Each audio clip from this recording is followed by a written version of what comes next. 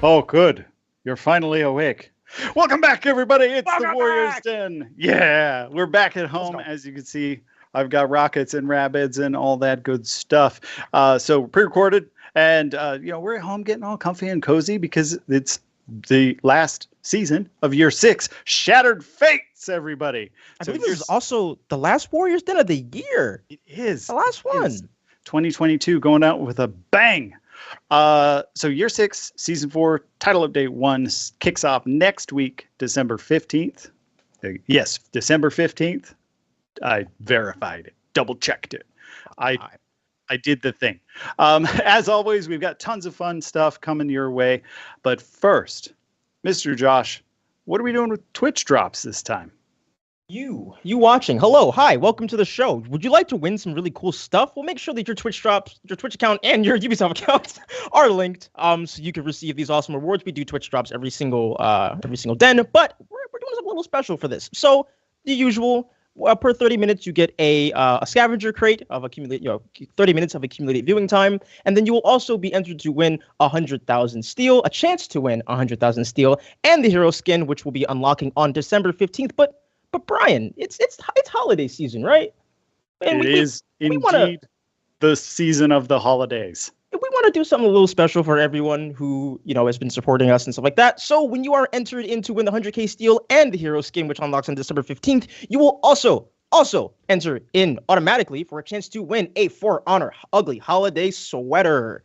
Free 99. You ain't got to pay anything for it. Yes. Before we talk about like how you will know what you win, please, we want to make sure that everyone who enters is eligible. So please be like 18 years or older, because obviously this makes sense. And whoever does win, you will be contacted by email on December 12th. And please, when you do get the email, make sure you respond promptly because you have 24 hours until we will unfortunately have to give it to somebody else, and we don't necessarily want to do that. If you win, we want to say thank you. But hit that stopwatch, and when it says 24 hours, that's it.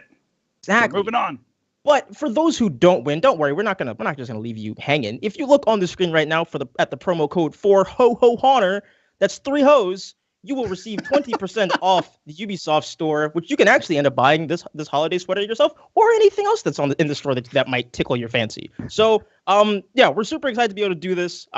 This is, it's the holiday time. We want to give back, say thank you. Good luck, and may the frame rates be ever in your favor. Sorry, that just kind of flew right off my tongue. No, it's the season. It's the season of For Honor. Funny sword game season is upon us. But it's a funny gun game. No, that's I had to correct people on that. Gotcha. It's only she's got a sword. It's still a funny sword game. Just True. a pirate has a pew pew cannon. Anyway, update on the Pro-Ams. Pro-Am timeline coming at you. So we promised an update on this last time, and we're delivering. So Pro-Ams will be held January 21st of 2023. So we'll start signups like first, second week of January. And I just want to remind everyone of the format. So it's going to be 2 pros, 2 amateurs. But wait, there's more. We're going to randomly seed the pros, so that they can't take advantage of the buddy system. However, our amateurs can. You can sign up with a friend. And the goal here is to force some knowledge sharing, and also give people a chance to participate in something that's maybe a little more competitive without being like a full-on comp player. Because I know for a lot of our community, that's not really what they want from the game.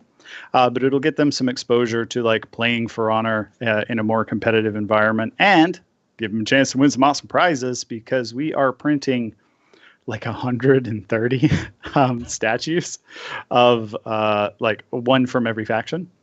Almost. Yeah, you'll see. And so the winning teams for each platform in each region will get a statue with a little plaque that says Pro-Am winner, with the season and the year on it. So if you want the whole set, you got to win a full year's worth of Pro-Ams. So that's 4 Pro-Ams in a year, because we want to do these once every season. So winter, spring, summer, autumn. If you don't want to drip sweat, but you want to perspire just a little bit. Just a This little. is A nice this is a tournament misting. for you. A nice misting. A nice. I'm warm.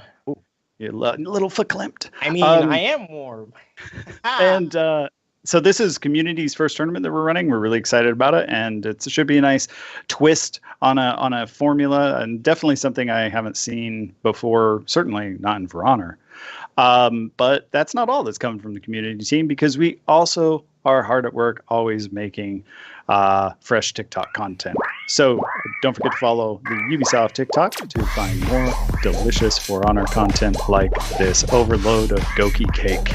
So I was a good dancer, better than I am. I thought they were going to suspend us for too much cake. Too much salt. But that's not all. Stick around because we'll be right back with Year 6 Season 4 TU1 updates. But before that, as is tradition, we have the Year 6 Season 4 launch trailer. So sit back, strap yourselves in, and enjoy.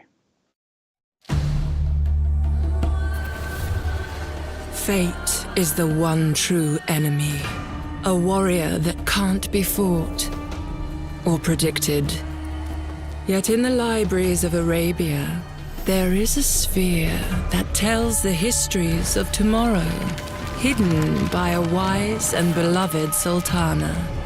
Now, it is mine. I have seen a prophecy, a secret for Horkos, and us alone. Victory is in our grasp, and fate will be written by my hand.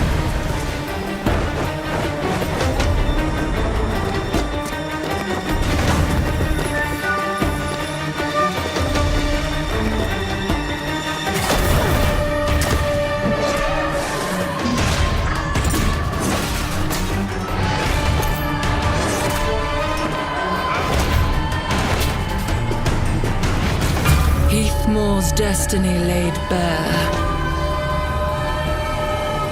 drawn from a feather, dipped in blood.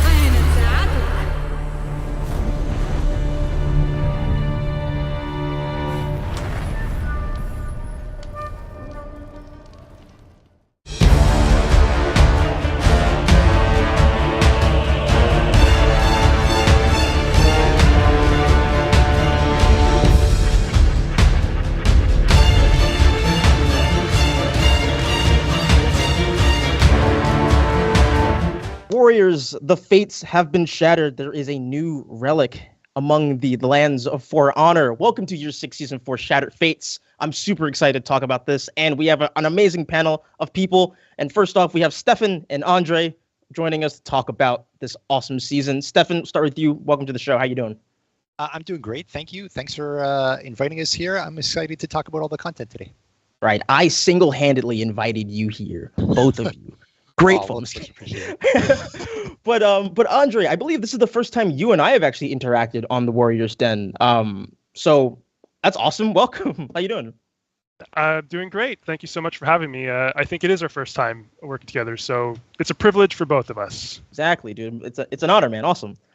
So like I said, we are starting a new season, Year 6 Season 4 Shattered Fates, which begins on December 15th. We will talk about the TU1 and TU2, but first, Stefan, let's go ahead and kick it over to you. Let's go ahead and set the stage for this season. What is this relic? What are the Shattered Fates? Like, what is this? Awesome. Over the course of this episode of the Warriors Den, we're going to hear all about here the fourth season in the year of the relic. Over the course of this year, we've seen the Chalice, and seen the immortal Ramiel, and the Wyverns, Bolthorn, Miko, and now we're going to meet finally the Celestial Sphere, which shows visions of the future, and we're going to find out all about Commander Revere, who kind of enacts a plan to get to see these visions for herself and make some enemies along the way that we'll meet in TU2. I see what you did there. Nice. So let's go ahead and talk about we'll talk about TU1 today for this episode of the Warriors Den. We've got a lot going on. Obviously, the holidays are coming around, so we're doing some events, man. So let's talk about it. Yeah, absolutely. So title update 1, it launches December 15th. Over the course of this title update, we will get to start with the Frostwind Nights event. So if you like ice brawlers, you like dunking people in the freezing cold, This is for you. Battle Pass launches right off the bat. Event Pass also right off the bat. That's super cool. Hero Skin, which Andre and others are going to talk to you about. I'll let them talk about it, but it's kind of the opposite. If you like ice, you got the event. If you like fire, you got your little pyromaniac hero skin coming there. And then also in the title update 1, we've got Testing Grounds. This is Jormungandr. I know some people have been waiting for that, so this is your time in the sun. And then Hero Fest on January 5th, 19th. And Raining Inferno for a little extra firepower in January 12th. All awesome stuff. Cannot wait for Ice Brawlers. Obviously, don't want to get too far ahead talking about Ice Brawlers because we will get into that later on in the show. But let's talk about the hero skin. Let's talk about the narrative aspect of Year 6, Season 4, Andre. Let's go ahead and bring you in to join the party here. There's a lot going on here with the sphere. So why don't you go ahead and talk to us about it? So we're finally introducing Arabian lore into the 400 canon for the first time. In the past, we've had the Blades of Persia event, but this is the first time we're adding Arabia into the main storyline. And so that begs the question, where has Arabia been this whole time in the world? Well, it turns out that after the Cataclysm, the Arabian Peninsula split off and became its own island. And when you're detached from all the fighting going on in Heathmoor, turns out you can do pretty well for yourself because during this time, Arabia prospers. They make all kinds of advances in arts, sciences, and philosophy. This is really a time that we've inspired based off the Islamic Golden Age. And so for centuries, Arabia has guarded the relic of the season that Stefan talked about, the Celestial Sphere. And the Celestial Sphere is a fabled orb that can foretell the future by reading the stars. It's a star map. And so it reads massive events like disasters or war. But in Arabia, they only interpret these prophecies, using the knowledge for their own safety, but refusing to interfere in world events at large because they believe nobody else besides them should have access to this forbidden knowledge. Enter the Blackbriars, who believe they should have access to this forbidden knowledge. They've heard rumors. Yes, very selfish. So selfish. Yeah. And our new hero skin for the season is extremely selfish. Vortigern sends her Commander Revere to infiltrate Arabia. And Commander Revere is Vortigern's second in command. And as you see from the amazing concept art right here, she hides her face behind this terrifying mask, and nobody really knows what she looks like back there. There are rumors that she suffered some horrible disfigurement in the eruption of Mount Ignis, but nobody really knows for sure. Either way, that frightening reputation allows her to rise meteorically through the ranks of the Priors. Vortigern quickly notices her cruelty in battle, approves of it, and promotes her. And now he's tasked her with this all-important mission in Arabia. And of course, for a long time in Arabia, they've been totally sealed off, not allowing in any sort of outsiders whatsoever. But after all the disasters that recently plagued Heathmoor in Year 5, new sea roads finally open up between the region and Arabia. And so Arabia's current Sultana takes pity on Heathmoor, establishes diplomatic ties, and allows the Blackbriars in, which is, of course, her first mistake. Because in her hubris, in Arabia's long-time prosperity, she believes she's basically untouchable, even though some advisors, her closest advisors, warn her that there's been omens in the Celestial Sphere of an approaching enemy. Nevertheless, she lets in Revere and the Blackbriars, who pose as friendly diplomats. Because Revere is, of course, not just a cold killer, she's also an incredibly shrewd Machiavellian figure, eloquent, and so she can expertly manipulate the Sultana into finally gaining access to the relic. And so she makes her way to Arabia's vast library where they house the relic. She peers inside it, and she sees a secret prophecy, a vision of the future. We don't know what Revere sees, but at least not yet, we don't know what she sees. But the secret prophecy appears to be enough to give the priors the edge that they needed. And so, not wanting anyone else to know the secret, Revere smashes the sphere, slays the Sultana, and goes out of Arabia fighting with her black priors. And of course, this entire tale, pretty crazy story. Yeah. And if that sounded crazy, we go into even more detail in the short story. It's told in 3 parts. It's called The Might of Misery, and it's written by our wonderful writer Ian Cardona. And yes, you learn more about Revere, the aftermath of her mission. Perhaps you're even going to get some sneak peeks into what she saw in the sphere. And so, yeah, that's an overview of the skin and the season. Thank you so much for going through that. But I do have one question. So the sphere can tell the future and it can see into the future. Would it be possible if the sphere actually foresaw its own demise, its own destruction? And if that's I don't know. Well, the Sultana's advisors, they would like to discuss that with you. They would probably agree that there's some bad omens coming. My line is open. But yes, so we are doing a short story for the hero skin. The first part is actually going to be released today, so be on the lookout for that on our social media platforms. And then parts 2 and 3 will be available on December 16th. I love the short stories; they're phenomenal, and the skin just looks insane. We're actually going to talk about that just in a few minutes. But Stefan, Andre, thank you so much for coming on to give us an overview of the setting of Year 6 Season 4. Talk about some of the lore, where we're at narrative-wise. It all looks great, and I can't wait. Thank you. Thank you very much. Enjoy the rest of the content over this episode. Yes, will do. Now get at it. Boom, and just like that, there are more people to talk about Year 6, Season 4, Shattered Fates. Anastasia, Aiden, Julian, welcome to the show. Anastasia, we'll start with you. Welcome. How you doing? I'm good. Hi, Josh. Thank you for having me here. Very happy. Super stoked. And Aiden, I believe this is your very first time on the Warriors Den, so I would like to give you a hearty welcome. Welcome to the show. How you doing? Yeah, good. How are you? Thank you. Yeah, I'm very excited to be here at the first time. Yeah. Same here. I'm super excited. And Julian, you've been here before. I know you, man. How you doing? I'm doing well, Josh. How are you? Happy to be back. Doing great. So we were talking about the hero skin as we were talking about the what's coming with TU1. So we're gonna do a little bit more of a deeper dive into this hero skin and the artistic direction, because it is gorgeous. I love it. So Anastasia, what was it like for the team creating the skin and the inspiration that went behind crafting this brilliant piece of art? So this season we are introducing you the new hero skin, which was made for the Black Prior. It's Commander Revere. As Andre just told us, she only brings death and destruction wherever she goes. And we really wanted to emphasize these characteristics of hers. So she's dressed entirely in black and her robe is very worn out. But if you look closer, you'll see that she is wearing a full armor suit. And this kind of tells us that she's pretty dangerous and you don't want to mess up with her. We don't know who she is.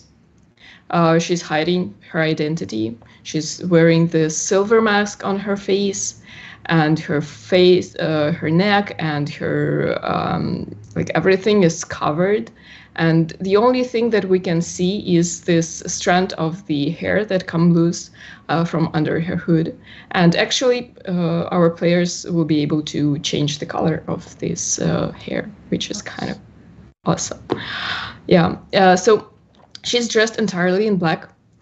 And according to this story, we meet her when she destroys this celestial sphere and burned the city. So to emphasize this story, we added this smoldering effect on her robe and on her armor as well. So the hardest thing was to keep everything very simple. Don't use a lot of elements on her, but make her look very interesting at the same time. And I think our art director, Andrew, and our fantastic team, like concept artists, modelers, riggers, tech artists, and of course, our texture artist, Aiden, did an exceptional job for this character.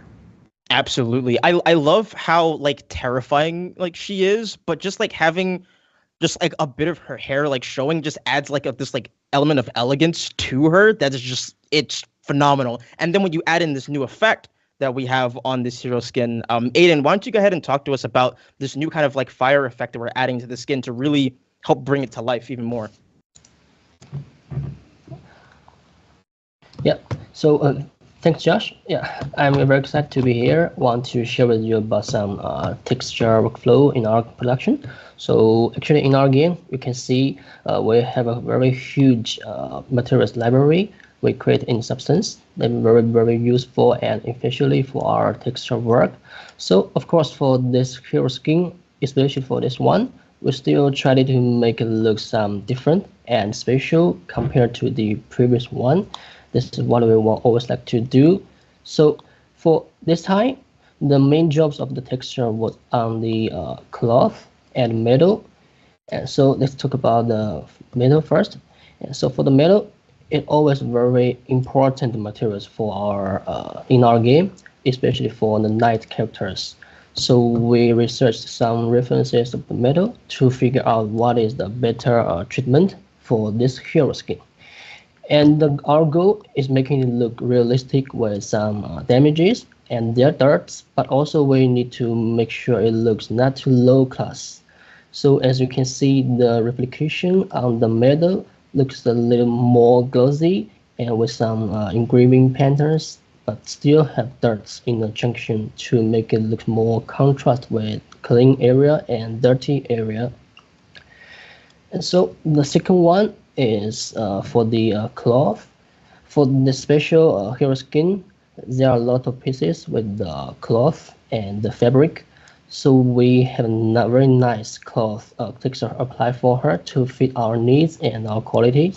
So the interesting thing is because we have new effect tools for this hero skin, so we added some burnt treatment on bottom of the cloth with a little orange color. You can see to similar with the fire and the burning effect. So besides the generic cloth, we still try to do a specific treatment for her, which is a little bit silky cloth in the center one. So you can see on the upper part on the chest and also on the lower part in front of the legs, so that we can see more widen and contrast with different fabric things. So, but actually we already did like this for Ramil. So we reuse the same one from it. It's because the intention is making it look cool and also make it look higher class. So the last very important update is the new effect tools. So I think you guys already noticed we have a new effect tool for this hero skin this time. So you might still remember we had special effects for every hero skin this year, such as flow effect for Ramil and moving panther for Viking and the animated eyes on the chest for the samurai. So for this special one, we have a burning effect on her cloth. So you can imagine she is walking in the library with the firing and it's keeping moving from the bottom. And also you can find on the armors and helmet. Even this time we made it on the weapons. So this is also the first time we added this type of the effect on the weapons. There are some similar visual effect keep moving on the blade and shield. That's a very big stuff. We spent much time and more steps to on the technical side and also for the texture side, such as we create some new shader and use more maps channels to achieve it. So the goal is make it looks cool and interesting and also bring the new things different from the other hero skin. Yeah, so that's pretty much it. So I'm sure you will find more interesting details, things from this hero skin when you play. So really hope you enjoy it. Enjoy indeed. If the goal was to make a cool and interesting skin, you knocked it out of the park. Everyone who had a hand in the skin, it looks absolutely insane. It's my personal favorite. I like all of them. I don't even play Black Prior, but I will be now. We will be equipping that. So I'm very, very excited for that. And for those who are interested in getting the Commander Reveal skin, you can get it for 25k steel when it is available. It'll be available forever, so you don't have to, there's no like time limited anything. Just, strike fear into the hearts of your enemies. But another thing that we want to talk about is the mood board. As you've noticed by our wonderful background here, we are bringing the Arabian goodness to For Honor this season, and this is so reflected in the mood board. So Anastasia, let's go back to you and take us through what it was like for the team to find some real world elements to pull from for this. Yeah. So just want to remind you that this year was the year of fantasy, and now it's final season, and it's the end of the real year, and also it's a holiday season. So we wanted to bring this kind of like festive mood to this season. And the main inspiration for this season was galaxies, Arabian motifs. This is what inspired our mood and the colors of this season. So the sky full of stars, the bloody moon, they bring this very unique visual content to this season compared to the previous one when we have all this like moody colors like fog, spider webs, and you remember, right? Yeah. We're a lot less scary this time around, everybody. Yeah. This time we wanted to do something magical, and it's perfect time, right? So also in this season we are introducing this new cultural theme like mathematics and astronomical tools and designs. We're using a lot of this astrology related designs and of course Arabic patterns and a lot of lights. As for the holiday event for this year, instead of bringing this traditional holiday things, we decided to use a lot of like frost patterns, like snowflakes, decorative lights, and we think that this elements will bring this magical and festive mood to this event. It absolutely does, and like the space nerd in me is like freaking out just because like I actually like recently started like getting into space a lot more. I saw Jupiter and some moons and stuff with my own eyes. It was insane. So coming to this season and getting just more of that and just like the mysticism and the magic and the wonder from that. I think it is evident throughout this entire season. So again, hats off to the team for being able to kind of just like bring that. But let's even dive even further into that with the map realization and the new elements that you can see in the game when you fire it up on December 15th for the new season. Julien, let's go ahead and talk about it. What can we talk about the in-game realization? Absolutely, Josh. Well, as you know, holiday season once again upon us.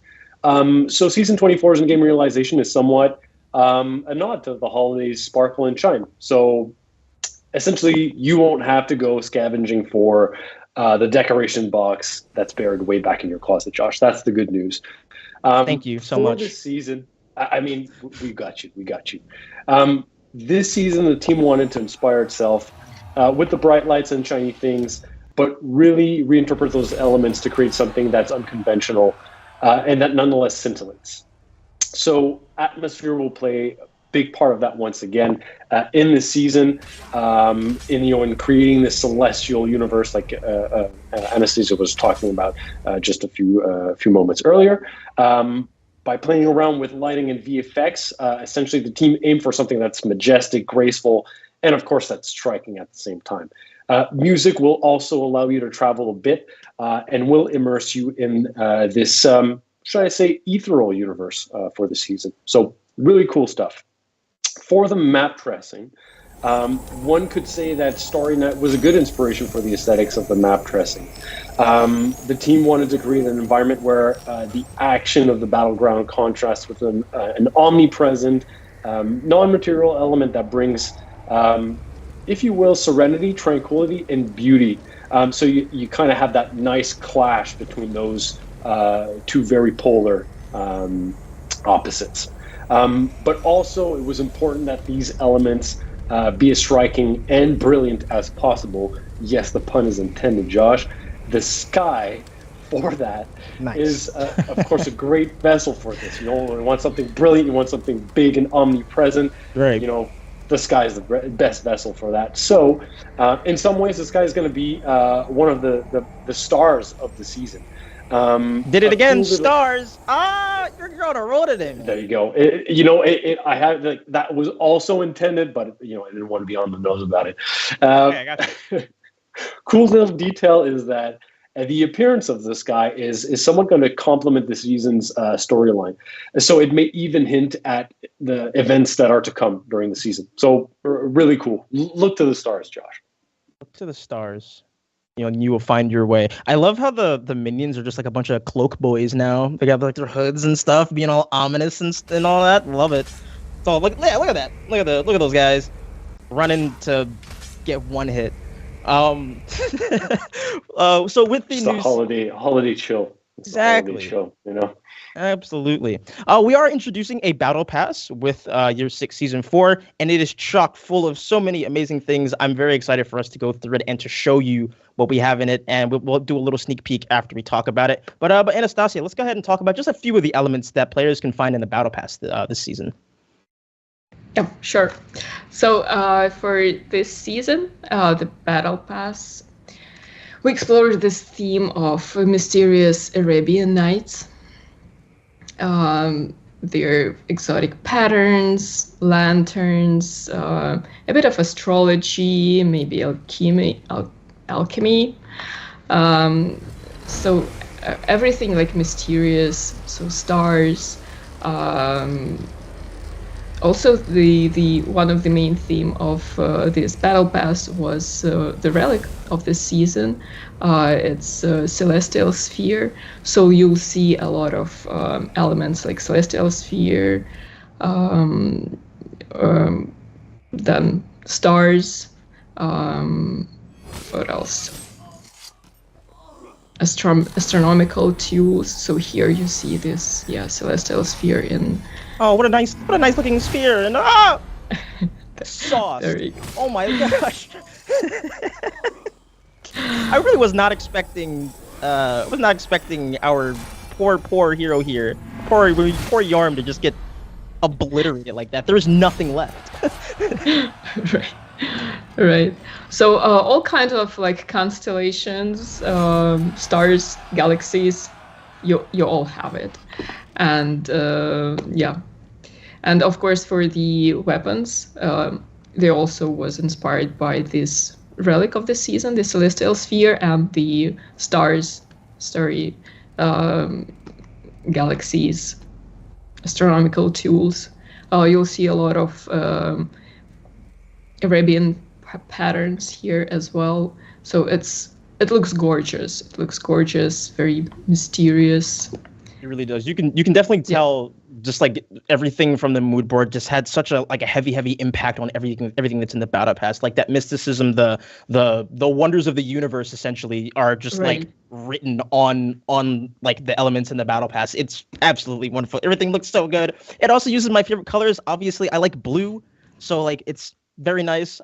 So I am super thrilled for this season, and plus the key art for the battle pass. I mean, like, yeah.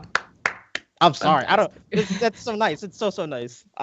But there you have it. That is everything about Year 6 Season 4 that we could talk about today. Obviously, there's more, but we don't want to spoil everything right now. We gotta let you enjoy what you got, all that fun stuff.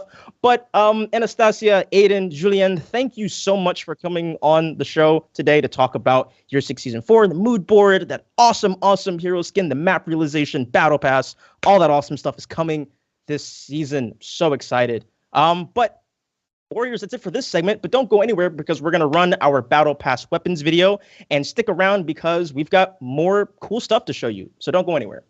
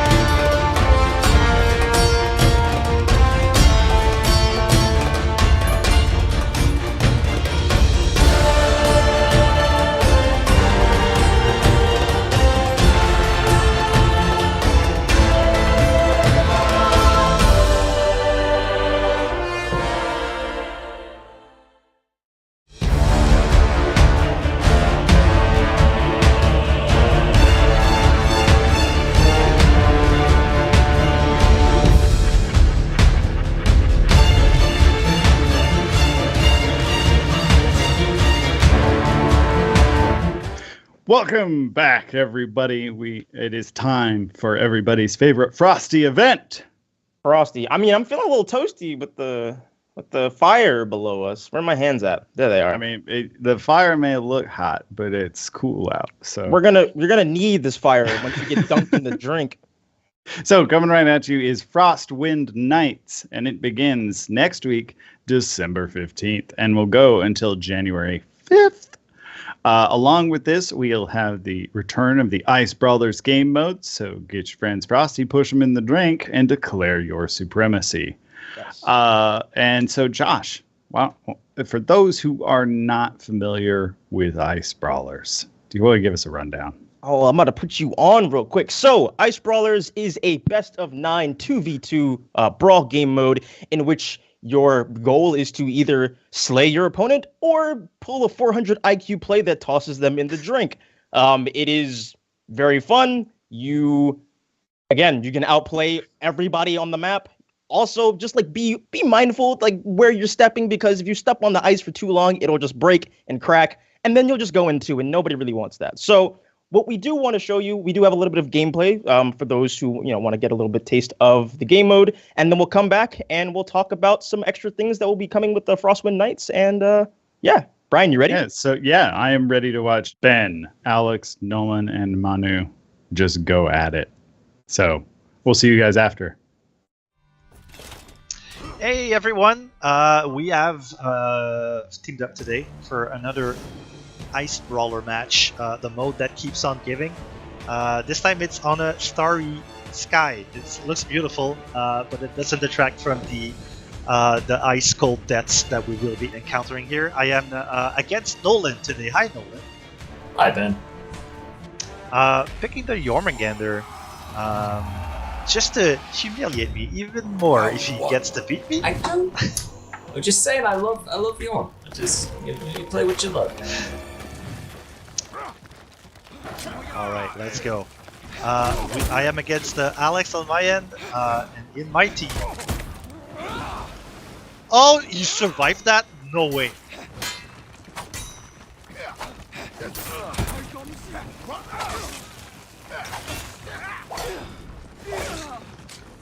I'm out. There we go. All right. One Alex down. Oh, come on. Yeah, that's it. Ging Mishkin. Not for you. You know, you're supposed to let that rock, I mean, it looks so satisfying when it lands. Ice Brawler is the only mode where it feels good to lose still. Round 2. The best ragdoll showcase in the game. This is true. Alright, what you gonna do? Oh, that's what I'm just gonna give you the old 1-2 here, man. That's what... I should have taken that one, actually.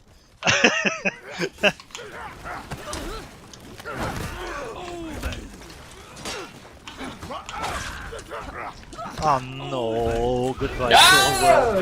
Okay, alright, get off that. Alright, no one get Mishkin. Are you still alive? Oh my god, did we win it? No. Maybe. No. No, we're totally done. As long as I don't fall like an idiot. I mean, it's not a nice Brawler showcase without the standoff. It's very true. More like, I guess. I have way more real estate than Matt. Yeah, but he's very sad over there. Yeah, see? That's why you study maths.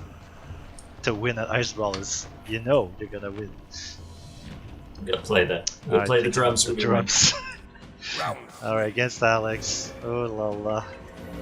Can I escape? I think I can. Oh, I can't. Of course not. Why would I escape against any character? Alright, let's go. We're in. Oh, why do I feel like we're all going in? Aha! Oh, dang! Aha! The target swapped this. That's pretty good. It's all up to Alex. Get out of here! Oh, they didn't kill him!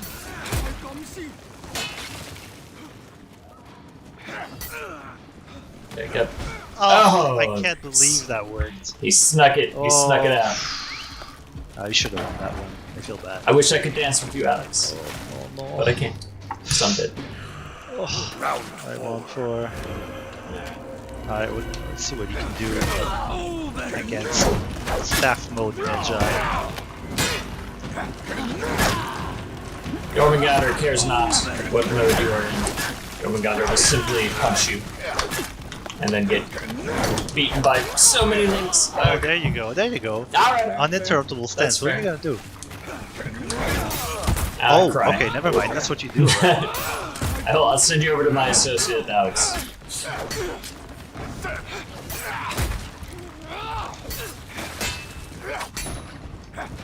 Oh, I just gave him a free berry. Oh, Oola. no! Ooh, nice bow. Bowing out into Titanic. Alright, this is gonna be a tough one to win.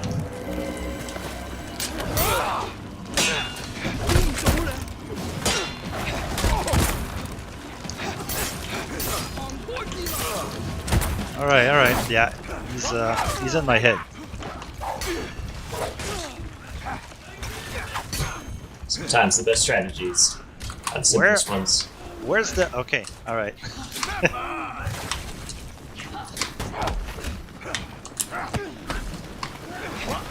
Oh, that got me! Oh my god, those hitboxes. No. Oh my gosh. Ay, 2-0 loss. Oh, this is gonna feel bad. Oh no, this is a 5-1. This is a 5-1, I'm seeing it. Round 6. Alright. Yo, it's still anyone's game. Alright. Oh, I got the sneaky punch. How do you get those frames? Oh my god. Wait, did Manny just win? Let's go. Oh, I went for the parry. I went for the parry. Good job, Manny. Victory. Just throwing a lot of cards right now. Oh my gosh. When did you have time to coordinate that? Okay.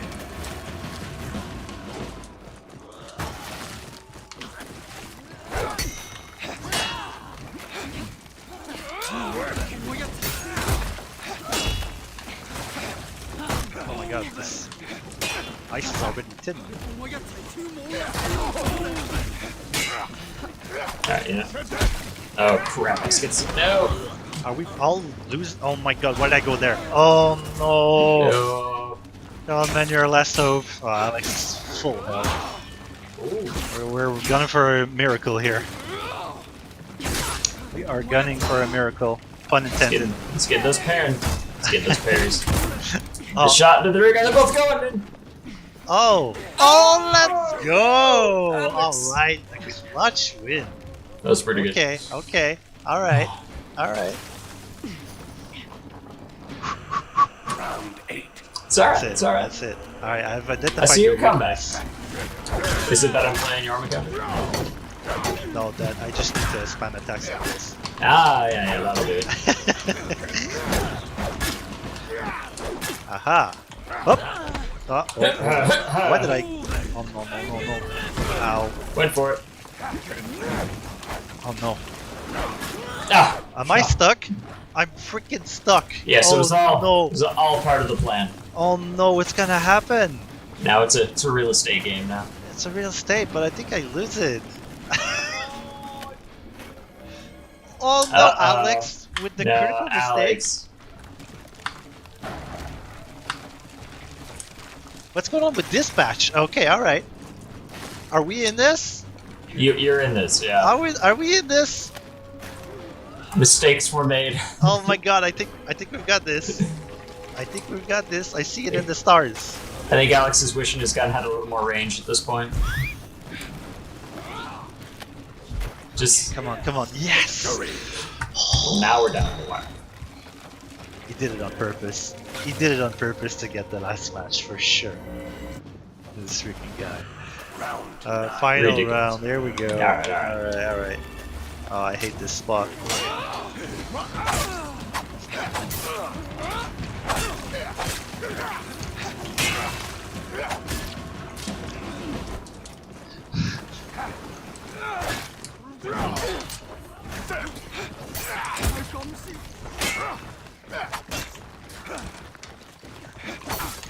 Crap.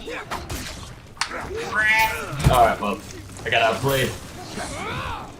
It's up to Alex now. Oh, that's the wrong mode. It's a 2v1. Oh, you know what? I'm just gonna ensure this victory here. Come on, Alex, you can do it. Oh! Okay. No, why did I execute? Why did I execute? Oh my god.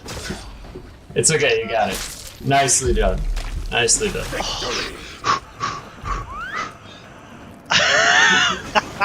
Should have dodge canceled this guy. Magi with the power of Egypt winning this ice brawler. Just fine. Yeah. Like the stuff that's in the You ice, really even just- though they're not in there at all. Yeah, That was- yeah, That was absolutely. Egypt guy. So, oh my god, we won. Good job, Manu, on the silent side. Thanks, Nolan, for the games. Sure, glad it helped. And we'll see you guys the rest of the Warriors then, and next time. Bye bye. Alright. Bye. Oh, that was great. I always love watching Ben and Nolan play. It's like nervous, and then they pull out some 400 IQ stuff and kick someone in the drink. I know for a fact that if I ever played them, each and every one of them would kick my ass. Oh, yeah. No, it is a firm reminder that I am spicy trash when I watch them play. But speaking of spicy, I hope everyone noticed that the Baller Skybox. So we have that as part of the map realization, as well as a bunch of other Year 6, Season 4 galactic goodness coming your way. What are we giving out for free this time, Josh? Yeah, so speaking of galactic goodness, we do have a free event pass coming with Frostwind Knights.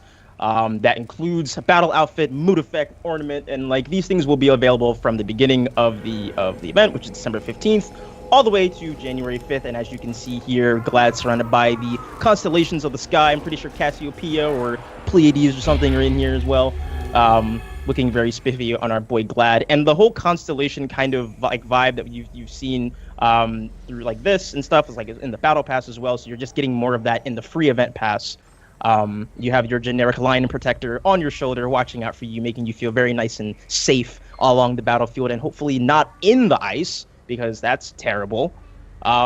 It's his name is Iceland, right? Oh, that's good. I like that. That was. Oh wow. That okay. That was solid. That was really solid. But yeah, all of this stuff will be available in the free event pass starting January 15th, December 15th to January 5th. Sorry, I'm over here thinking about the future. But yeah, but you saw those weapons coming. We have a showcase video for you, so we're gonna roll that, and then we will be back with myself and our Lord and Savior JC for the patch notes, and then Josh, you'll be back later in the show, so I will see you on the flip. Oh, all right, bye. Enjoy these weapons, everyone.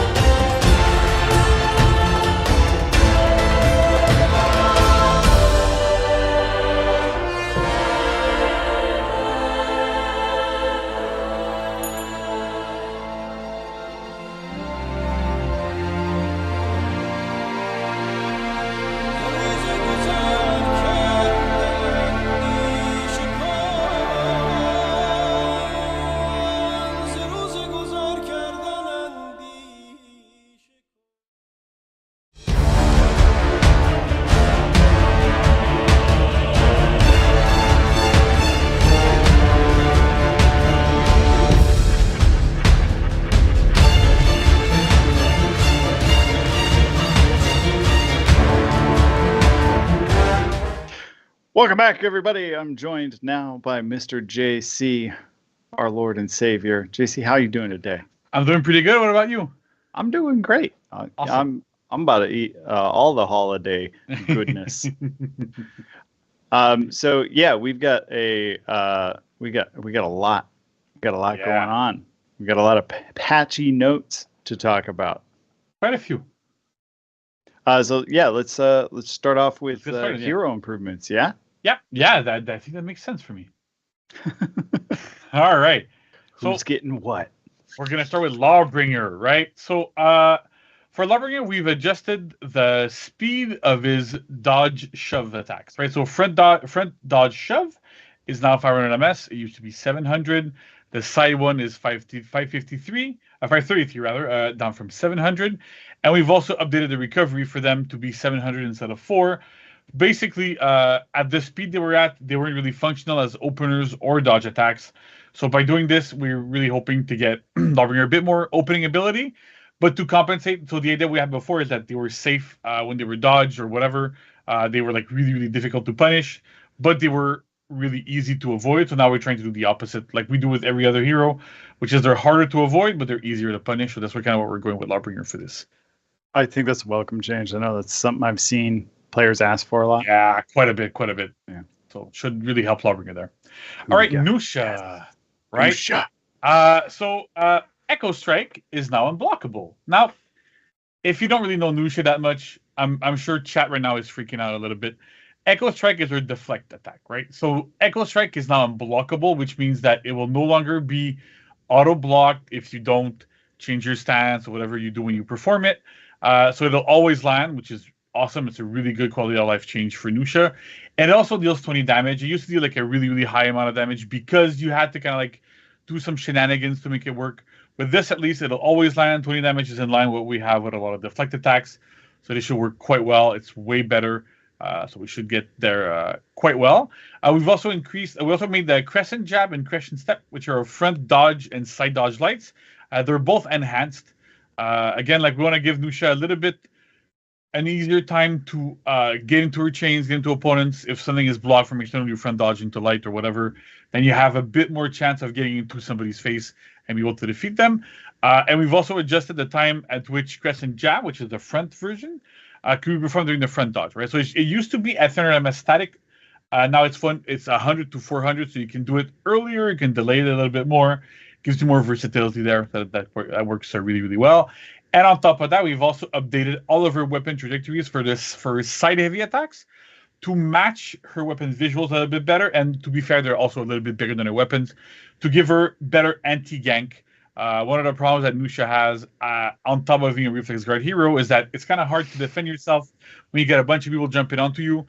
So now you should be able to do her side heavies and get some people off of you at least a little bit more. So that should help there also a little bit and get her like a little bit higher up. Like she's not going to be like, the end all be all character, but at least those are really, really nice quality of life changes here for us. Yeah, I'm so pumped because I've seen the comment of like give Nusha an unblockable for literally years now. So it's so good to see it actually happening. I'm super happy about it. Yeah, so that's good. All right, now we didn't forget her. Yeah. Peacekeeper, right? So for Peacekeeper, we focused a bit on making her dodge attacks or side dodge attacks be a bit safer, right? So Sidestep Strike, which is a side dodge heavy, used to have like 700 ms of recovery on miss. A lot of people were able to kind of like side dodge into guard break on reaction, which was kind of bad. So we've really, really lowered the recovery of that attack by quite a bit on miss and on block, or not in terms of block and on hit, to make sure that the move is a lot safer to use in a lot of situations.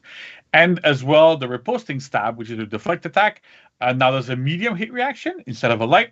So you get better from advantage afterwards. If you do nothing, you're from advantage. If you want to go into chains or whatever, you get better mix up afterwards.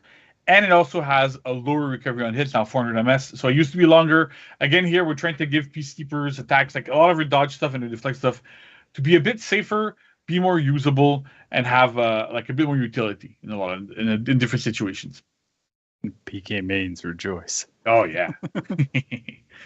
All right, now Raider nerfs. So Raider is a character that's still a bit overperforming, and we wanted to make sure that the hero was toned down a little bit Not massively, but enough that you kind of feel it a little bit. And so fighting the hero is going to be less frustrating.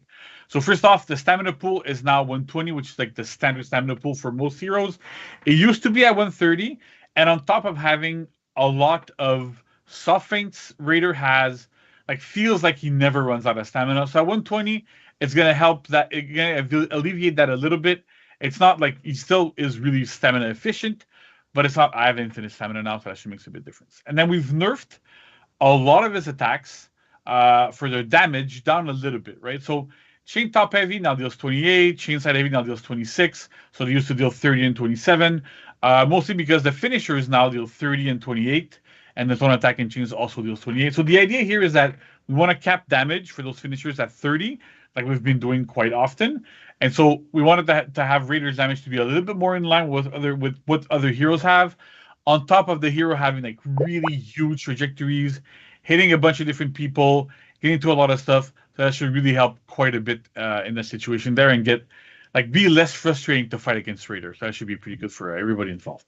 Yeah, just get him back down into like, a decent tier.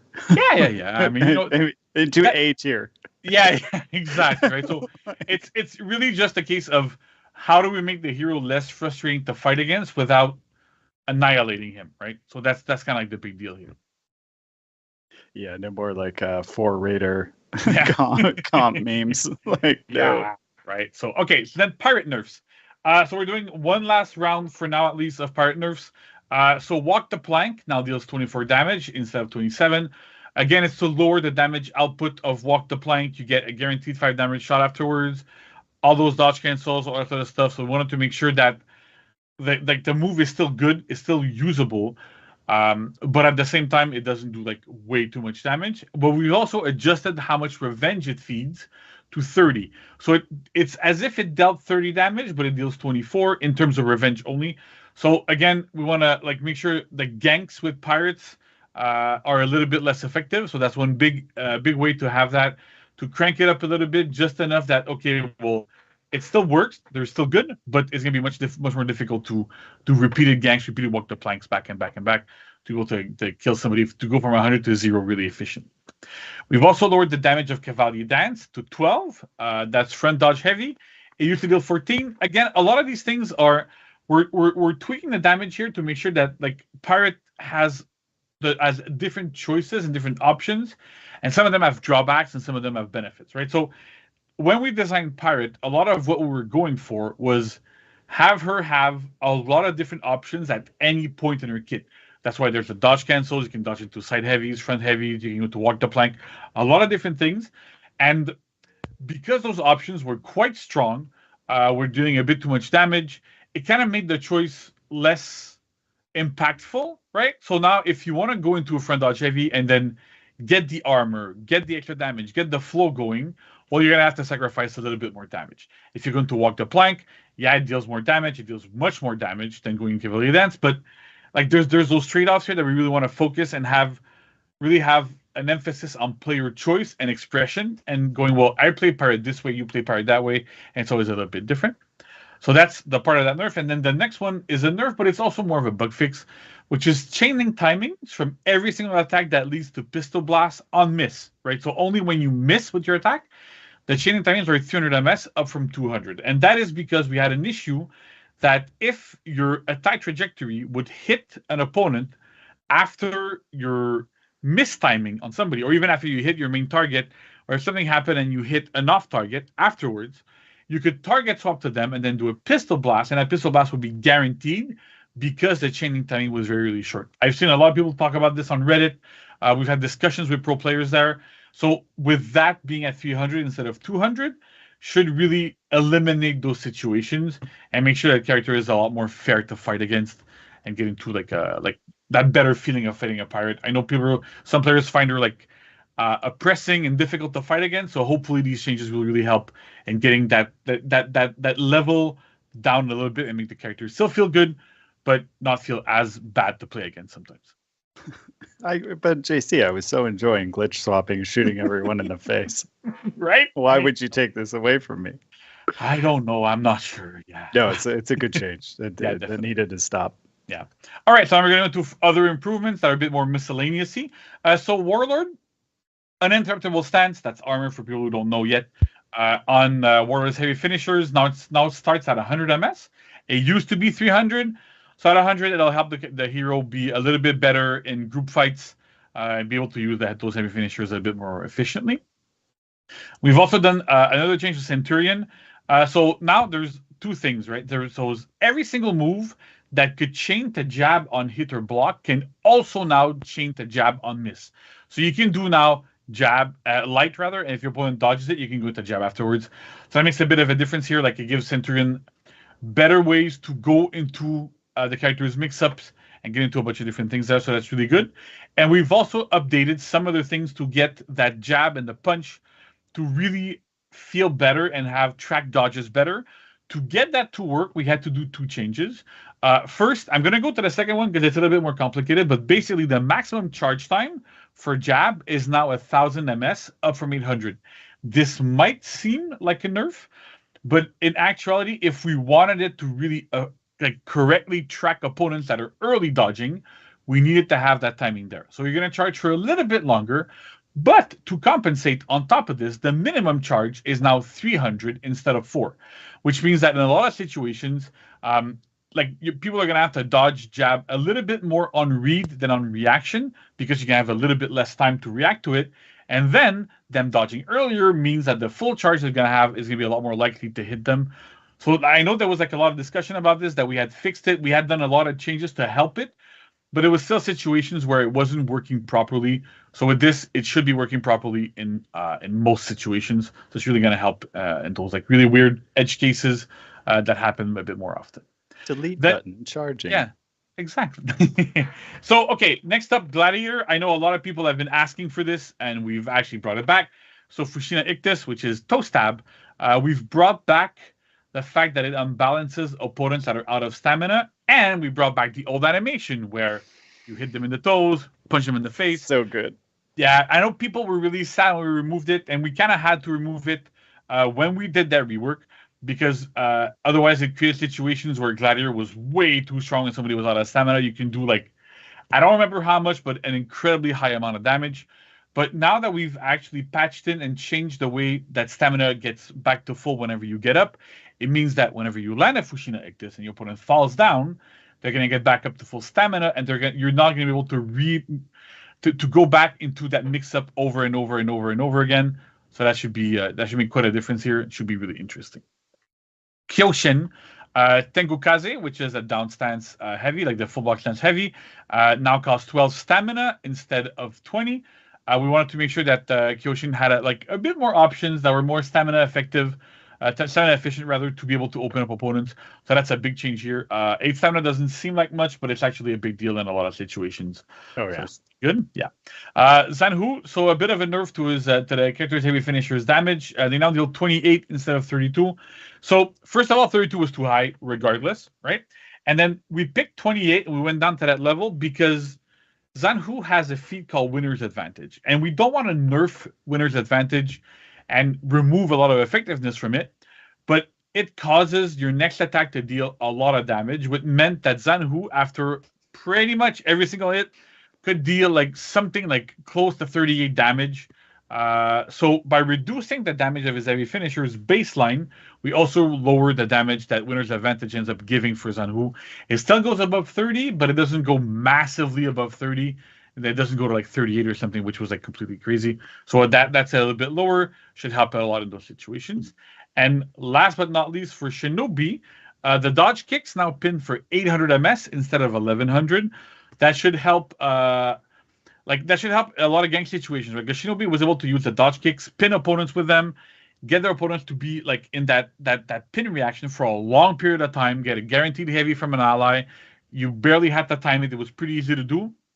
With this, you need to be able to throw that heavy quicker, earlier, a bit more on read almost. So it's a lot harder it should be harder to set up these ganks, but the attacks are still guaranteed afterwards, for Shinobi. So it shouldn't impact the hero in 1v1 situations, but in gank situations, it should make a big difference. And on top of that, Shadow Strike, which is the light attack that's guaranteed after a parry, now deals 14 damage instead of 18. And we made that change because that attack leads to a really potent mix-up for Shinobi. And so it gave Shinobi a bit too much damage, a bit too much pressure whenever he was landing, like even a heavy parry, right? So it dealt too much damage baseline, and then on top of that was giving a really good mix-up. So we lowered it down to a more normal level of damage for a light parry punish, for a heavy parry punish rather, and you get like more standard damage here. Yeah, I'm excited for him to not basically be like just a ham slapping samurai nail gun anymore. Just like it was out of control. Yeah, that needed to change there, so that was pretty good. Okay, so we have other improvements, right? So this is a big one. Yeah, we have the FOV slider, which is now available on console. So that's really, really good. It's a great improvement. So we're going to show you like two different screens, what it looks like. This is the default field of view, right? So this is what it looks like when you're normally playing on console, and you can't change it. On PC, you can, but on console, you absolutely cannot. You could not change it, but we've made it so it can be changed. So we could go to the next slide and see this is what it's at its largest setting. So you see that the difference is the camera is a bit more pulled back. You see wider. You see more of your characters like legs and stuff, so it really helps in a lot of situations. Shouldn't really have any impact on frame rate or whatever, so that's pretty good. And it really helps you play in a lot of situations to see like a lot wider. So that's really, really good in my opinion. There. Hats off to the team for like the optimizations that have happened in the game over the lifetime of the game. Because I know back in the day this used to wreck consoles, and now like it's no problem. Yeah, we're good. Huzzah! Awesome, Excelsior. Great job there. Yeah. Okay. Another thing we're doing in this patch is we're improving some things about executions. So if you knew, or maybe you didn't know, so I'll explain it to you, right? Is that some executions, not all of them, mostly the newer ones we've been doing.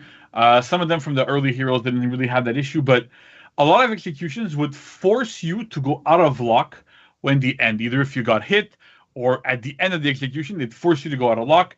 Created a lot of situations where opponents could come in and get multiple hits on you because you were out of luck, and you get different hit reaction when you're out of luck, and then it was hard to get to get by that.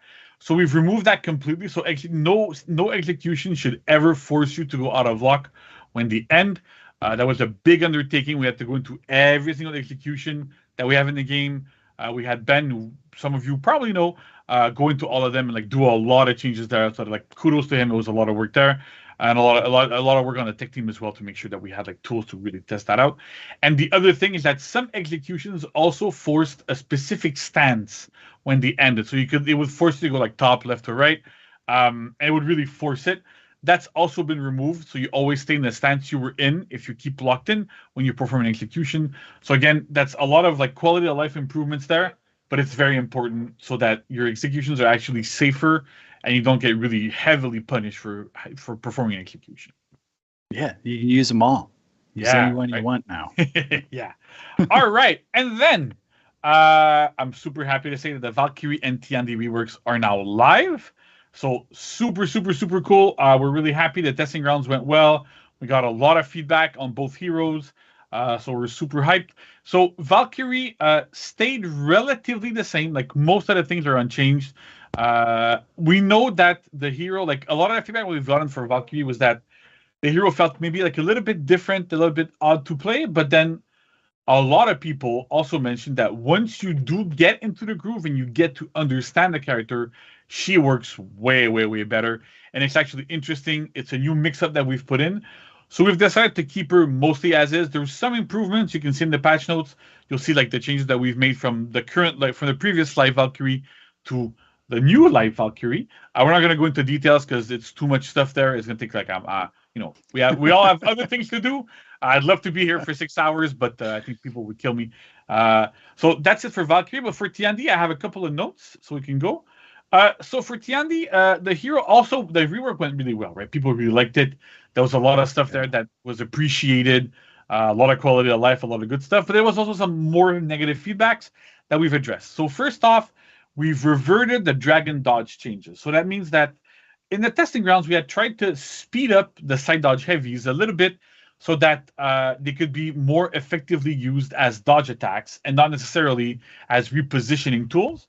But as it turns out, a lot of players actually gave us feedback that felt bad. The soft feints from it were hard to do. And players were mostly using it to reposition, and they really missed that functionality. So we heard you, we listened. It's back to how it was.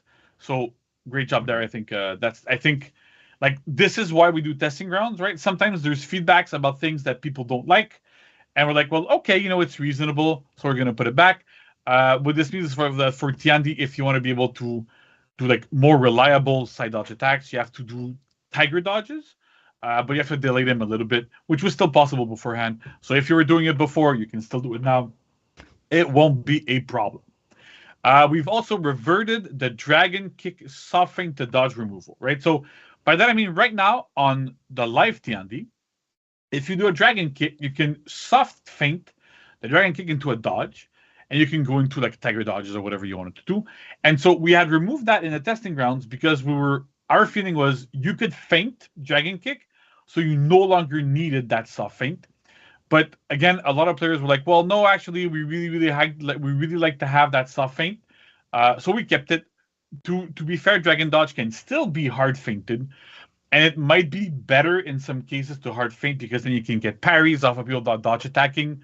So that might even be better. But if you want to soft feint to a dodge and go into tiger dodge or into whatever you like to do, you totally can now. So again, that was reverted. You can get into what you wanted to do. So that's good. Have all the options.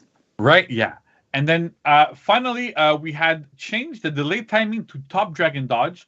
So you could do it only a little bit later into the dodge. And that was because we didn't want to get into situations where you would do dragon kick into top dragon dodge and then repeat over and over and over again and get that kind of vortex feeling. We really wanted to encourage players to use the new follow-up we've done for a dragon kick. But at the end of the day, this had a really big negative impact on the safety of some attacks. People like to do like a palm strike into a top heavy before the rework that had armor. And so with this, you can actually do palm front dodge, dragon dodge, and get armor back earlier to be able to trade with different things, right? So that was like, it was a bit of a puzzle there to get that going into where exactly things needed to fit. But this means that sometimes after a dragon kick, you can land a dragon dodge if somebody hit a wall or whatever. But in most cases, you shouldn't be able to. We did a couple of other tweaks. So I would say go look at the patch notes, look at what we've done, and you can test it out and see for yourself. But we really have a good feeling on Tiandi and Valkyrie both. I think they're a lot more viable. They're a lot more fun to play. They're super interesting characters. So we're again, they both feel a lot better. Yeah. So it's amazing, right? And so big kudos to the team. I know everybody worked super hard on this. And I want to thank the community. Like a lot of players gave us a lot of good feedback on this. Exactly the kind of feedback we'd like to see. And even in the case of Valkyrie, when it's, I'm not sure, I prefer the old Valkyrie or whatever, but then that's why those testing rounds run for a week, and then people can give like more feedback and go, well, actually, it feels different, but in a good way and not in a bad way. So we really pushed for this, and I think we have the best iteration of Valkyrie we've ever had. So I'm super hyped about that. Yeah, and it just underscores like the importance of testing grounds and the feedback that we get from that, and players being like really honestly specific with their feedback. Because general feedback of like, I don't like it is fine, but it really helps us when you're like, oh well, I really liked XYZ, but ABC I didn't like. Then we can really hone in and fine tune, and that's where we see stuff like reverting the Tiandi dragon kick stuff, or dragon dodge stuff. Yeah, so that's great. I'm really happy. So keep it up. We have more TG stuff coming later in the show. So again, I can't wait to get people's opinions and feedback on that as well. All right. Well, thank you so much for taking the time with me, JC, to go through all of those changes. There's so many. I'm glad that the Lawbringer mains have something to be happy for. Nusha mains as well. We didn't forget about Nusha. That unblockable. Yeah.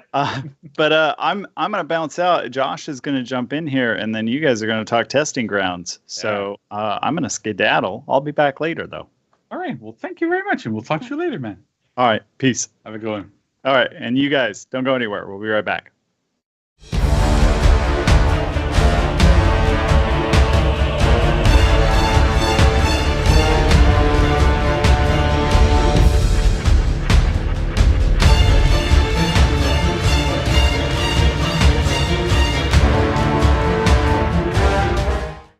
Warriors, welcome back to a very, very fun and special episode of the Testing Grounds, or iteration of the Testing Grounds. But we have the man, the myth, the legend, JC here in the building to talk about this awesome TG. JC, welcome to the show. How you doing? I'm doing pretty good. Yourself? I'm doing very well. As I said, this is going to be a fun little segment because this Testing Grounds is something that, you know, people have wanted for a while. So the Testing Grounds will be going live on December 22nd, running all the way through December 29th. And JC, we are finally having a TG for the Jormungandr. So walk us through it. What do we you got? Yeah, so it's a nice little Christmas present for everybody, so that's gonna be kind of cool. So for Jormungandr, just to give like a high level, kind of like what we were going for, we wanted to keep the hero being a bully, not necessarily a stamina bully, but a bully, right? It's this big hero with a big hammer, does big hits. And we've already done a little bit of adjustments to the hero like beforehand. That was kind of to prepare us to get into this Testing Grounds as well. So it's gonna be really interesting. But the focus of the hero is still to be disruptive, but not in a way that's just unfun to play with. The stamina changes. A lot of what we've been doing with stamina regeneration and getting it back when you get back up and all that sort of stuff, it kind of all led to this. Part of why we did all these things is for Jorm. And to make sure that we're all good with this. So we're gonna have a little bit of a video that we usually do, where I'm going to be explaining the changes with Noel, who's our gracious designer that's working with us on this hero, and then that's it. Yeah, and then we'll come back here, kind of give our final thoughts, and yeah, I'm super excited about this. So without further ado, we give you the new bully Jormungandr. Enjoy. All right, well, hello and welcome to the Jormungandr revamp video. So I'm going to run you through what the changes are to the hero, where we're going with this, brand new moves, all sort of cool stuff. So to get started, I want to make sure that it's like I address the fact that we're really trying to move away from stamina bully as an identity, especially for Jormungandr. So what we've been doing with this hero is that we've really looked into how can we make the hero interesting and still have a gimmick, something that lets the hero be unique, have something that's really different and very almost specific to the hero. And so for this, we settled onto making a hero that's still a bully, right? Still a big hammer, still big hits, but it's more of a bully that moves opponents around on a battlefield rather than control their stamina and try to gain the upper hand in terms of stamina, where we're going with this. So the first thing that's important to note is that none of Jormungandr's moves drain stamina, pause stamina, or unbalance out of stamina opponents specifically, right? So there's still, as we'll see, there's a move that unbalances opponents, but it always unbalances opponents. It doesn't matter if they're out of stamina anymore. But like the heavy finishers no longer do it. So a lot of none of his bashes do it either. So we'll have to see where that goes. But it's not. We really wanted to move away from this aspect of the hero. Hammer Slam is still in, don't worry. So let's get started, right? So to start, we have Jotun Farewell. So we've changed the move. It's a brand new animation, which is this now. So like a big hit to the shins. As you noticed, this attack always unbalances. So you can always do Jotun Farewell into Hammer Slam. Works quite well. It is 800 MS. And it is also feintable. Right? So you can feint to guard break, feint to parry, feint to whatever you like to do. But it's quite strong. It always gives a Hammer Slam. So that's very, very useful. You can do it anywhere you could use Jotun Farewell. So after lights, after heavies.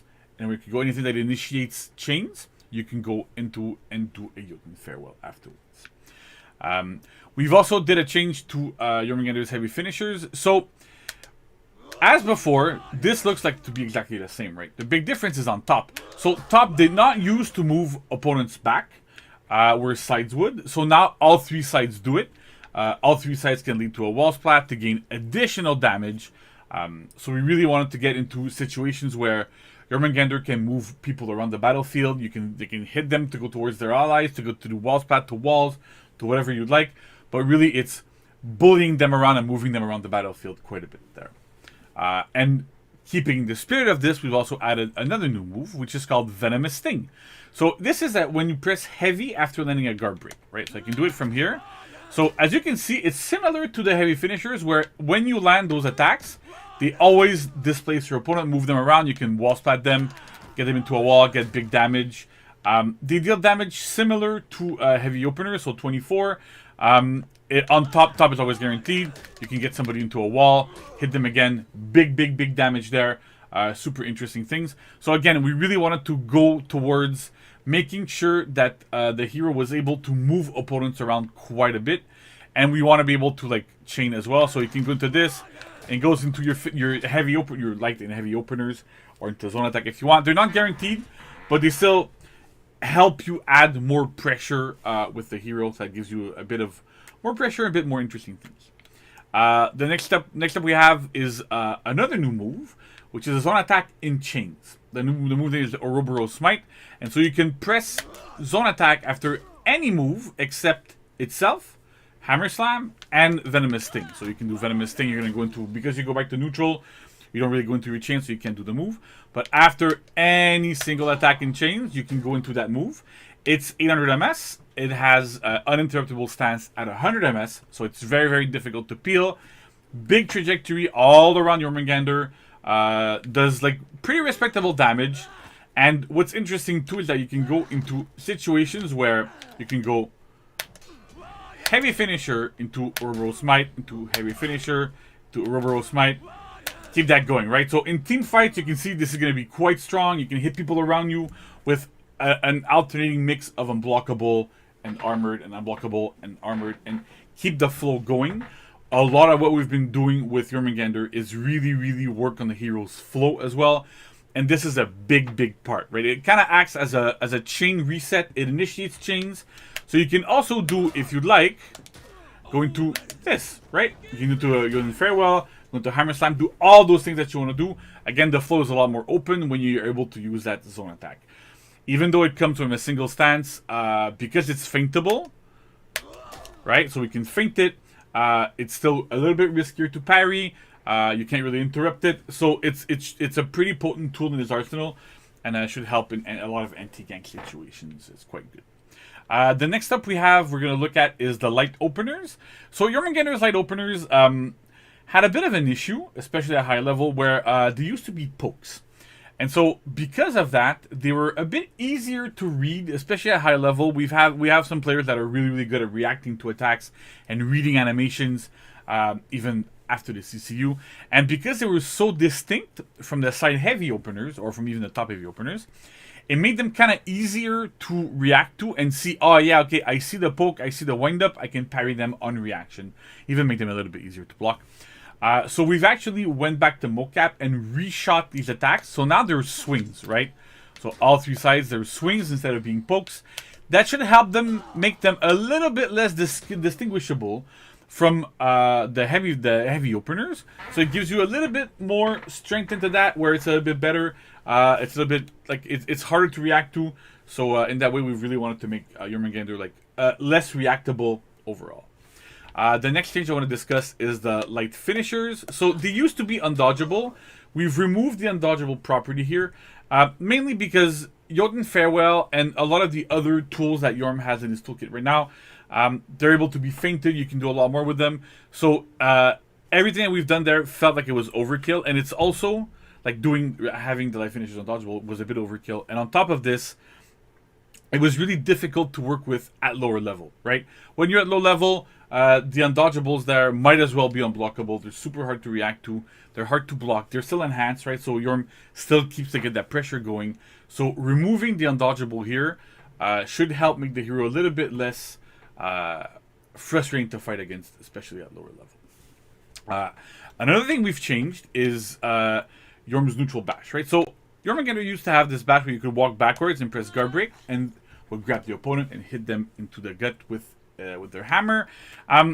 At 600 MS, it wasn't that good of a move. It's super reactable at high level, not very good even at low level, like people are able to dodge it. It just did stamina damage, not super interesting. So what we've done instead is we've moved the old Jotun Farewell animation on a front dodge guard break like this, right? So you can do it at 300 MS into the front dodge, similar to a lot of what we've been doing with other melees like that, a lot of bashes. But the important part here is that with this move, it also chains to your openers, and you see right now that light was guaranteed. You can also go into zone if you'd like. You can do whatever. But the idea here is that we wanted to give Jormungandr a better opener, a better way to open up opponents and keep the pressure going, get into that flow, get into the zone, and get that stuff going. So that works quite well. Again, you can go to heavies if you like to. They're armored, right? So there's a lot of good stuff that can happen here in group fights. So that's one thing also to look out for. Next we have front dodge heavy. So it's 800 ms, down from I think it was like 1,000. It was quite slow. So we've really sped it up. And on top of this, we've adjusted the uninterruptible stance timing to be at 400 ms. So right after the feint window.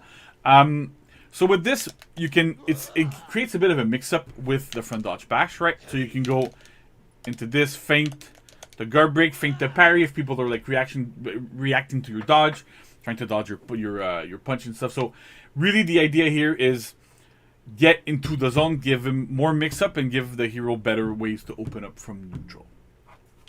And then we also have a quick thing about Jotun Gift and Jotun Grudge. So Jotun Gift is light after a guard break, and Jotun Grudge is a guard break after parry. We're not going to go into it right now because I'm alone recording this. I don't. Unfortunately, we've been having some tech issues. I have to record this alone, but still.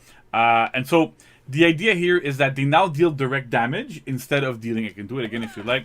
Instead of dealing stamina damage, right? As I said, we've removed all the stamina damage and we've replaced it with direct damage in this case. The idea here is that, first of all, we want it to be useful, right? The stamina damage was useful in creating some sort of I'm going to unbalance you type of situations because we're moving away from that a little bit. But at the same time, what is interesting is that it gives you more options, right? Because depending on the situation, depending on if there's walls nearby, depending on what's going on around you, if your opponent's out of stamina, it might be better to do light into throw into hammer slam. Or if there's a wall, it might be better to do venomous sting into a wall, into a top heavy to deal more damage. So one of the things we're really trying to go towards in this revamp, and a lot of what we've been doing, is emphasize and have a lot of focus on choice. We want players to have different options at different times. Sometimes there's things that are optimal in whatever situation, but the idea here is that we really, really want to have these things be open up. You can make your choice. You have options. You can decide on your own playstyle, on what you want to do, on what's going on around you. What is the best source of damage? What would you prefer to do? Sometimes it's better not to do a hammer slam because you're going to get back up with full stamina. There's a lot of different things that we're looking into here. So we hope this is really interesting here. And then finally, last but not least, last little bit of nugget of cool stuff. As some of you have seen, we've actually had a bug in the game a little while ago where the front dodge heavy had a slightly different animation, and people I saw a lot of people actually like thinking about where would this move be used from. It's actually on Jormungandr's new sprint attack. So when Jormungandr runs, you do sprint attack. This is the big attack that we've had right now. That you saw a little bit of the animation where he jumps forward and hits people on the way down. So again, another move we've mocapped. Sometimes we go there, we're not 100% sure we're going to be using them for what we're trying to do like cool stuff. So this is one of those moves that looks really cool. Doesn't really change anything in Jorm's game plan, but just, again, we wanted to go back to how do we make the hero more enticing, look cooler, have better moves, have better flow. So that's about it for me. So thank you. We hope you love this rework. Please leave feedback everywhere you usually do. Big thanks to Noel, who's our game designer, was in charge of this hero. Did a magnificent job. So kudos to him. And we're back on with the show. Thank you. What a bully indeed. I am so excited for the new Jormungandr, and I'm super excited for everyone to kind of, get their hands on them and go to town. But JC, do you have like anything you want to add before we hop to the content of the week? Yeah, so a little bit of what I want to talk about really quick is about testing grounds in general, right? Like, I know that sometimes we do a lot of stuff in testing grounds, and sometimes the choices we make and what we put in the testing grounds might look odd. Damage might be too high. This might be going there. This and that you may like or dislike. And it's normal. A lot of what we do when we do testing grounds is we're really confident in what we're doing, right? So generally, we're going to put something on the testing grounds, and we're really confident about where we're going. But there's still some variables, some things that we want to get like more input on. The thing is, by choice, we're not telling you what those questions we're asking ourselves and players, because we don't want to get like biased data or anything, and point towards a specific direction or not. We want to have like completely unbiased and good and fair data from players, good feedback.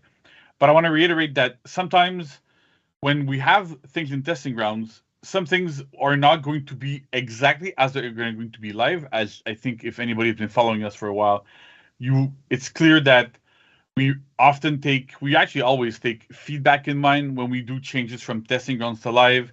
Generally, there's at least some things that change around, like damage gets changed, timings get changed. A couple of things can change between the TG and what we have on live, mainly because we get that feedback. But I find the best way for us to get feedback and the best way for everybody to communicate is if you're able to clearly say, look, there's this, there's like a couple of things I like, some things I dislike. You can point out why you dislike specific things, explain why, say you like these other things, and go into like a bit, like as much detail as we can get.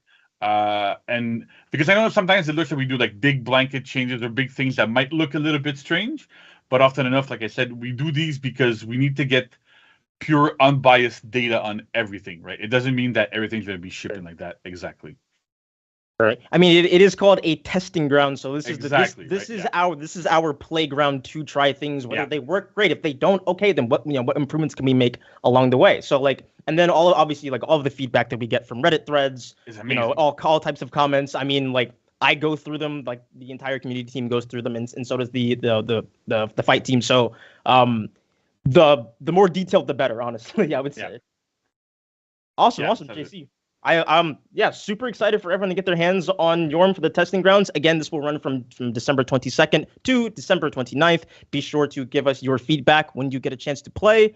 But JC, thank you so much for coming on to talk about the new Jormungandr. She looked awesome.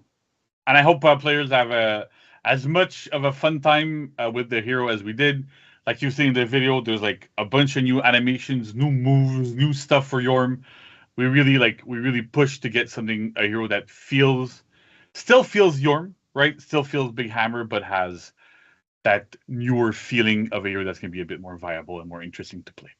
Yorm with a new attitude. I'm here for it. So, JC, thank you so much for coming on. And Warriors, don't go anywhere because we'll be right back with the content of the week. All right.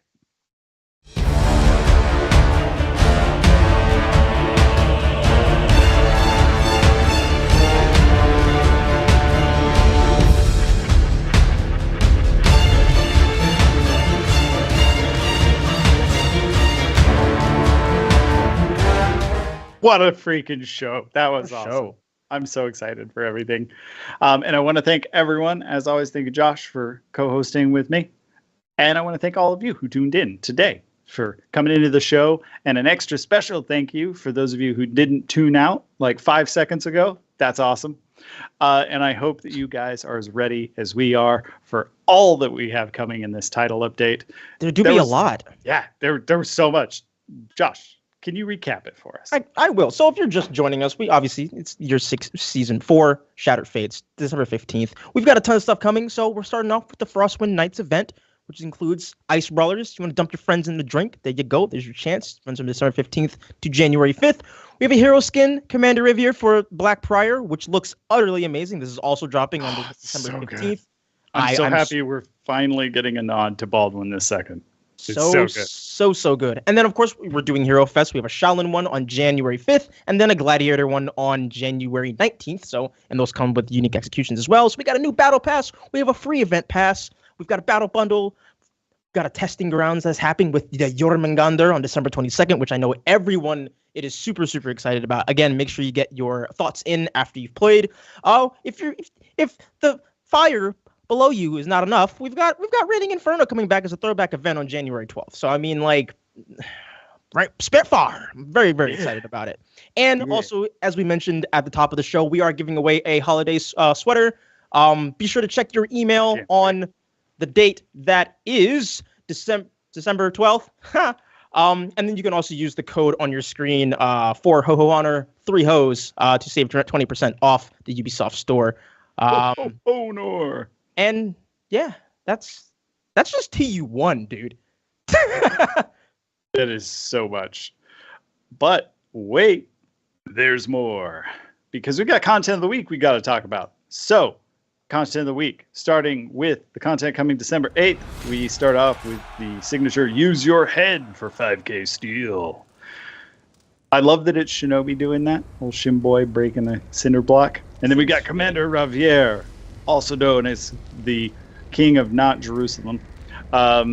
I just love this. I have seen this like as a suggestion from the community for so long now, and to finally have something reminiscent of Baldwin is really great.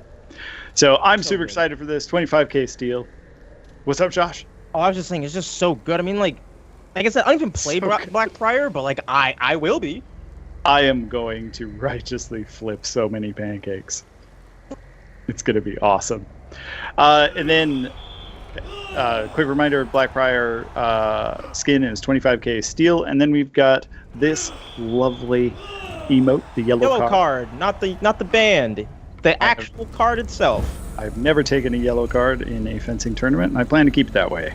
Then we've got the mythic outfit, 15k steel, celestial power.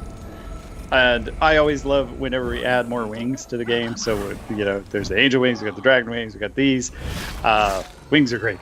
I love them. And then we got you, Carrot, defeat me as an execution. This snowman is about to get honked. Well, Carrot's not supposed to go in that way. No, it is not. But if we cared about physics here, a lot of our executions would be questionable. So, yeah. Pop that snowman, give him the big old schnoz, and then get ready for Messengers of Doom, because we've got weekly quest for Marching Fire owners. So that'll be December 15th through the 22nd. And we've got more, because there's the Medic Challenge, be the faction with the most revives, because it is the season for caring. So get your friends up off the ground and win stuff as a faction. Finally, maybe the Vikings won't win it this time, because that's just wishful thinking. Can pull it out. That's just wishful thinking. They're probably going to win again. They're all about killing, man. Step up, guys. Come on. If it's a Slayer challenge, yeah, I'd be with you. But it's Medic challenge, so maybe Samurai can pull it out. I think that's dang near everything. I feel like there's something we forgot, man. There's one thing. Have you ever wanted to hang out with Nusha? That's it. You will want to hang out with Nusha while you study for finals? I think while listening to the full For Honor soundtrack.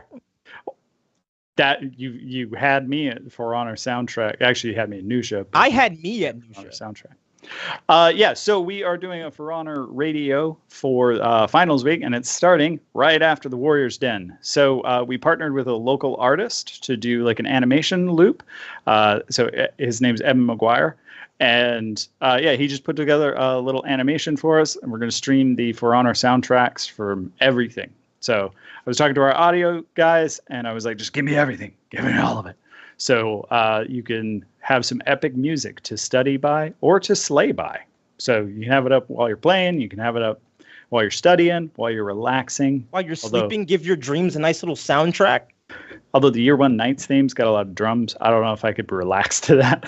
Dun, dun, dun, dun, dun, dun. I've fallen asleep to heavier stuff, trust me. Impressive. So again, huge thank you to everyone who tuned in today. Thank you for joining us. And Josh, thank you for hosting with me again. Always a pleasure. I hope all of you at home watching have a lovely holiday and enjoy getting kicked in the drink and get some hot cocoa in a blanket after. Get comfy. But yeah, For Honor Radio starting right after this. So we will see you guys on the battlefield and in the next den.